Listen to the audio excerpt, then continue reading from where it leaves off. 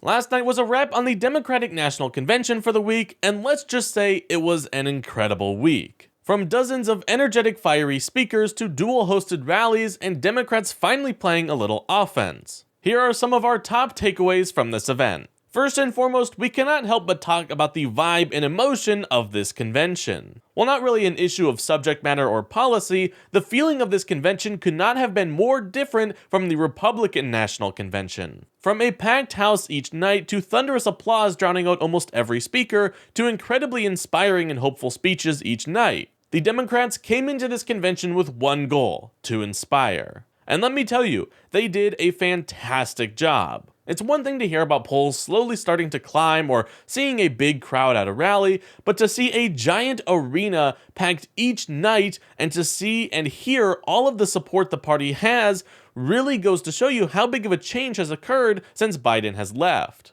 And personally, I don't think there has ever been this much support or excitement for Biden's presidency. In terms of the actual content of the convention, we at Issue Addict also thought that the speaker lineup could not have been any better. We all remember seeing clips from the RNC speakers and the subsequent memes that followed. At the RNC, there were dozens of conspiracy theorists, disgraced politicians and operatives, and a lot of people who hold positions of power in the party that probably really shouldn't, such as Trump's daughter-in-law leading the convention as the new co-chair of the party. What we're getting at here is that there wasn't a lot of actual serious important politicians there. Mike Johnson was probably the most normal speaker they brought to the stage, and I wouldn't exactly call him a normal politician. And while it is true that the DNC had its fair share of celebrities, it also included dozens of high-ranking, well-known, and important to the party individuals. From senators, representatives, governors, both congressional chamber leaders, and even 2 former presidents, plus the grandchildren of Presidents Carter and Kennedy.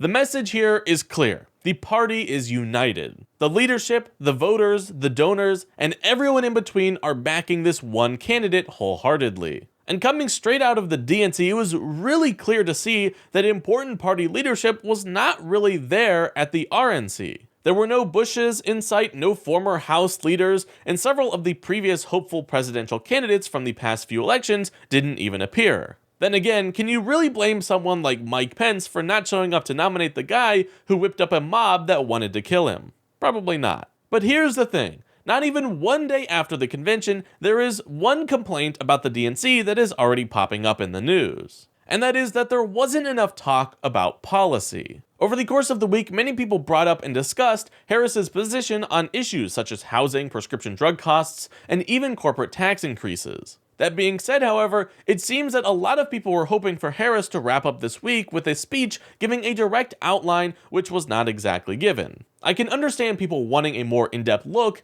into what Harris wants her presidency to look like, but no one would have gone up on that stage and given a long, droning speech about all of the policy points she is planning. Trump himself spent most of his acceptance speech talking about how much he doesn't like the Democrats. According to NPR, Trump's acceptance speech last month was the longest in American political history, at an energy-draining 92 minutes long. Harris kept her speech much shorter and simpler, throwing out attacks here and there, but keeping a more professional and to-the-point tone. We believe her intention was to let the party platform, that was recently released, do a lot of the policy talking for her. Going along with this, deferring the bulk of the issues to the party platform signifies that she wishes to be a continuation of the campaign that ended so abruptly. But what did you think about this week's Democratic Convention? Did you enjoy the speakers? Let us know your thoughts down in the comments below. And be sure to leave a like and subscribe for more updates similar to this.